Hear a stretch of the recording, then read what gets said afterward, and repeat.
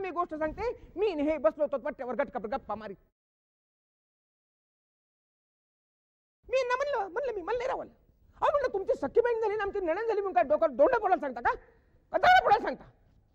आपलं हक्काचा माणूस म्हणून मी त्यांना सांगायला गेले. आणि काही नाही ग, काय म्हणले ना, मी तुला लेकराची शपथ घेऊन सांगते तेच सांगते. म्हणजे तुम्ही वंशाला समजून का नाही सांगतो? हा, एखादं वस्त्र भांडलं पडलं तर विसरून ठेवायला सांगा. एखाद्या कपड्याचा बोळा पडला तर घडी करून ठेवायला सांगा. काडी पडली तर उचलून ठेवायला सांगा. तेवढाच कामाचा भार हलका होतो. आपलं हक्काचा माणूस म्हणून मी त्यांना सांगायला गेले.